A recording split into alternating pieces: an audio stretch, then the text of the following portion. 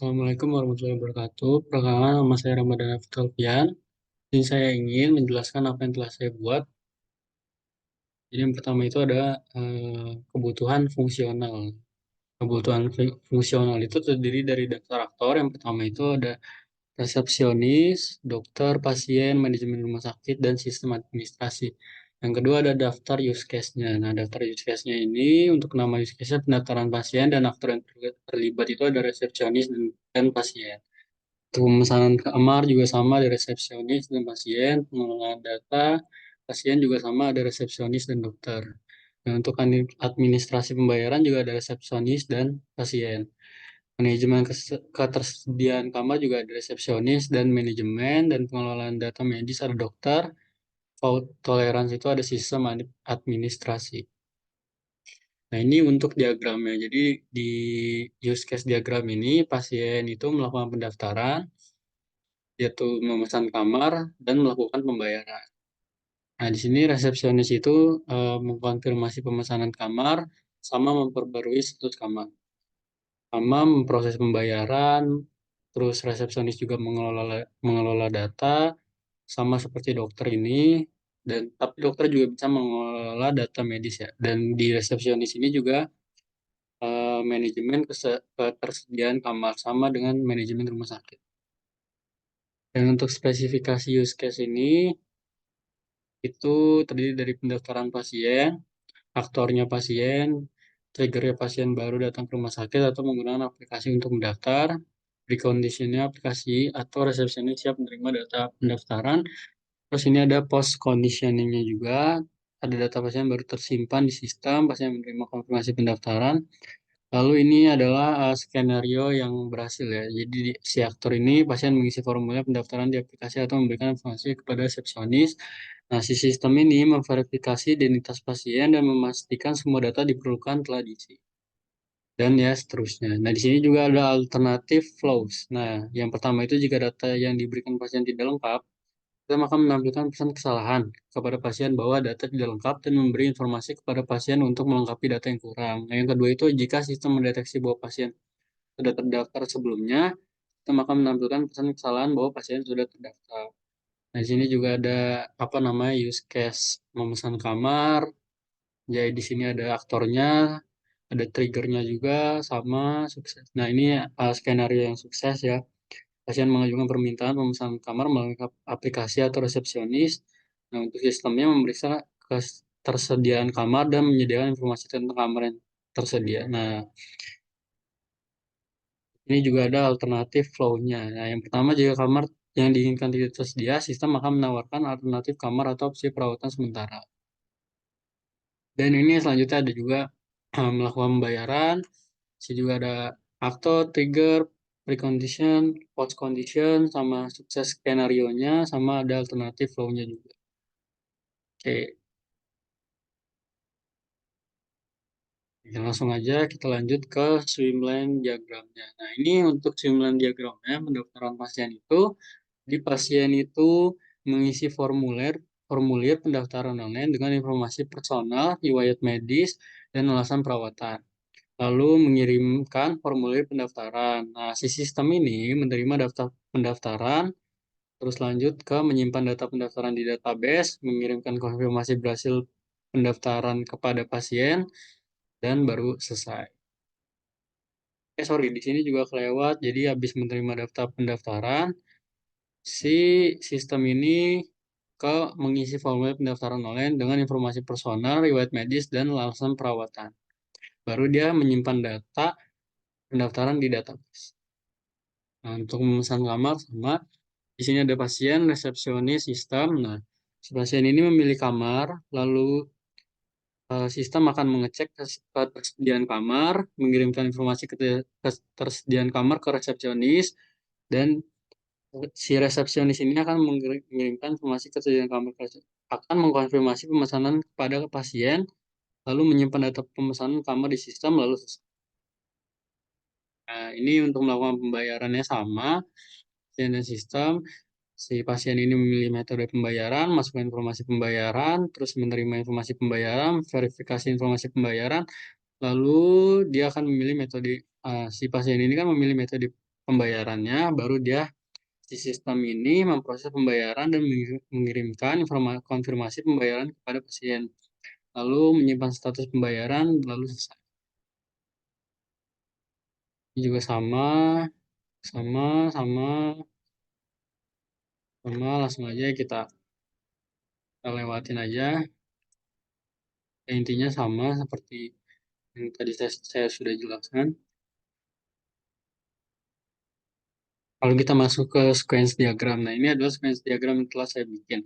Nah, untuk pendaftaran pasiennya itu, jadi si pasien ini mengisi dan mengirim formulir pendaftaran ke sistem. Lalu si sistem ini akan memvalidasi data. Lalu setelah dia memvalidasi data, si sistem ini akan simpan data pendaftaran ke database. Nah, dari database dia akan kembali ke sistem, lalu akan kembali ke pasien. Nah, jika salah, akan dikirimkan pesan kesalahan. Nah, jika benar akan dikonfirmasi ke pasien. Tuh.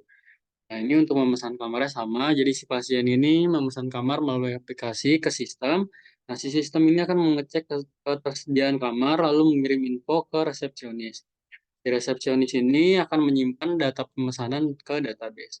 Lalu lalu akan lalu akan kembali ke resepsionis, kembali lagi ke sistem dan akan kembali lagi ke pasien. Nah, setelah disimpan data pemesanannya, nanti akan dicek. Kalau semisalnya si database ini ngecek kalau bahwa kamar itu nggak tersedia, maka akan dikirimkan, apa namanya, sistem akan mengirimkan ke pasien itu pesan kamar tidak tersedia.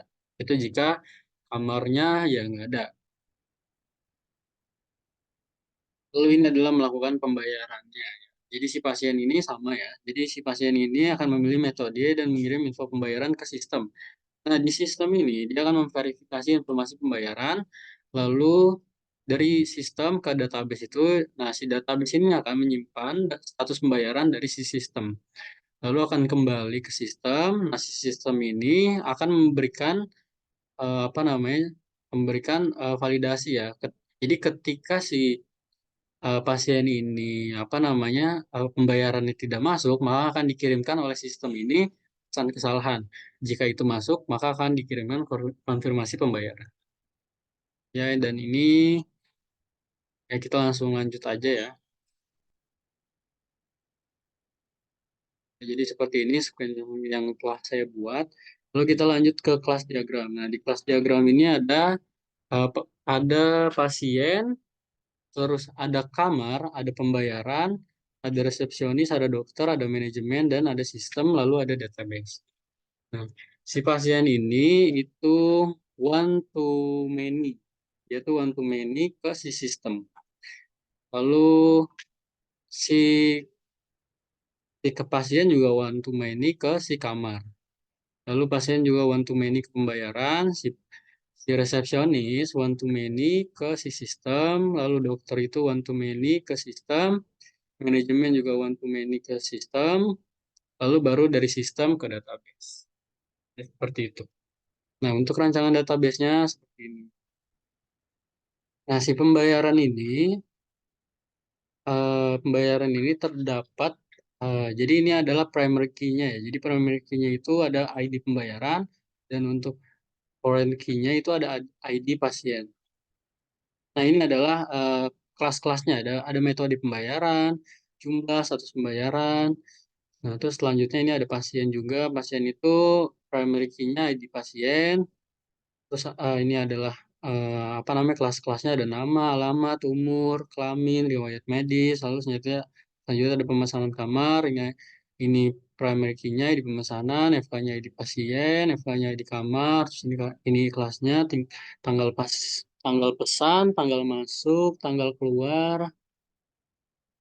Terus di sini ada kamar juga, ini primary key-nya ada ID kamar, tipe kamar, status kamar. Ini kelasnya, ini primary key-nya. Nah, ini tuh jadi ini one to many juga nih. Jadi dari dari kamar one to many ke pemesanan kamar, lalu dari pasien one to many ke pemesanan kamar juga. Ini juga pasien one to many, dokter juga one to many, pasien ke data medis juga one to many. Nah, ini many to many. Jadi manajemen ke resepsionis itu many to many. Jadi nah di manajemen ini ada primary key-nya itu ada ID manajemen, ada kelasnya itu ada nama posisi, terus resepsionis primary key-nya ada resepsionis, nama dan shift. Nah, jadi ini many to many. Oke, selanjutnya kita ada rancangan layer, sorry ini salah, rancangan layar berbasis web. Nah, jadi di sini saya ngebuat apa namanya sebuah aplikasi berbasis web tentang rumah sakit sehat ini. Jadi rumah sakit sehat ini homepage-nya rumah sakit sehat, ada pendaftaran, ada login. Sini tampilan awalnya, pokoknya sini ada kontak daruratnya juga, ini logonya. Lalu di sini juga ada login dan registernya. Jadi ketika ketika Anda memencet login atau pendaftaran, itu akan muncul seperti ini. Ini loginnya, ini registernya. Jadi seperti itu. Ini untuk yang login, ini untuk yang pendaftaran. Lalu selanjutnya ada pendaftaran pasien. Nah, di sini itu ada formulir pendaftaran pasiennya. Jadi di sini ada nama lengkap, diisi, nah, alamat, diisi, umur diisi, jenis kelamin, informasi kontak diisi, riwayat medis diisi, dan di sini ada daftar juga. Jadi kalau misalnya Anda sudah mengisi, Anda tinggal daftar. Di sini ada dashboard pasien. Ya. Jadi di sini ada dashboard pasien, ada profil, pesan kamar, pembayaran, dan juga ada logout. Nah, yang perlu diisi itu ada ringkasan profil pasien. Jadi kita perlu mengisi apa namanya nama dari pasien, nama dari pasien, umur dari pasien, riwayat medis dari pasien, terus juga status pemesanan kamarnya nanti akan muncul di sini. Nah, riwayat medisnya juga akan muncul di sini. Nah, di sini ada riwayat transaksi juga sama ada buat pembayaran. Sama di sini juga ada apa namanya ini ya, apa namanya kontak darurat. Terus selanjutnya di sini ada pemesanan kamar. Jadi setelah kalian login dan kalian apa namanya sudah sudah mengisi dashboard pasien, kalian juga bisa langsung pesan kamar. Nah, di pesan kamar ini adalah apa namanya tabelnya ya. Jadi ini pemesanan kamarnya.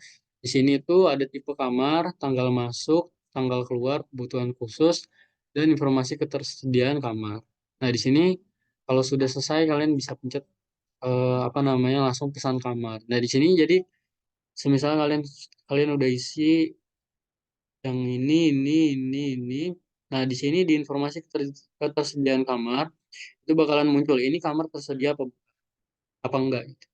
Nah, setelah itu setelah dipesan kamarnya nanti akan ada apa namanya konfirmasi pemesanan dan detailnya di sini. Nah, di sini ada dashboard resepsionisnya. Jadi di dashboard resepsionisnya itu ada pencarian pasien, manajemen kamar, pembayaran, logout. Nah, di sini tuh pencarian dan manajemen data pasien itu, jadi kita harus apa namanya ketik apa mana pasien yang mau kita cari. Gitu. Oh, di sini ada daftar pasien baru. Jadi di daftar pasien baru ini ada nama, status. Jadi kalian tinggal ketik aja nama dan statusnya. Terus di sini ada formulir verifikasi pendaftaran. Jadi tulis nama lengkapnya, tulis alamatnya, dan tulis informasi tambahannya. Baru diverifikasi. Terus selanjutnya ada dashboard dokternya. Jadi dashboard dokter ini terdapat daftar pasien, riwayat medis, janji temu, sama lockout. Nah di daftar pasien baru ini kalian ngetik namanya. Jadi yang mau kalian cari itu siapa, kalian ketik namanya, kalian cari ruang berapa dia. Lalu di sini ada akses dan pembaruan data medis juga. Nah di sini tuh kalian ketik juga namanya, diagnosisnya, treatmentnya. So di sini ada daftar pasien barunya. Jadi dia apa namanya tanggal berapa sama jam berapa. Nah, di sini tinggal buat janji temu. Di sini ada dashboard manajemen. Dashboard manajemen ini ada statistik, manajemen staff, laporan keuangan, dan lockout. Statistika rumah sakit itu ada jumlah pasien, kesediaan kamar, status keuangan, kalian isi. Dan manajemen staffnya ada nama, jabatan, monitoring sistemnya ada status sistem, laporan keuangan dan kinerjanya ada bulanan dan tahunan. Nah, di sini adalah link Figma-nya. Nah, sekian dari presentasi saya. Mohon maaf kalau misalnya banyak kurangnya. Ya. Sekian dari saya, terima kasih. Wassalamualaikum warahmatullahi wabarakatuh.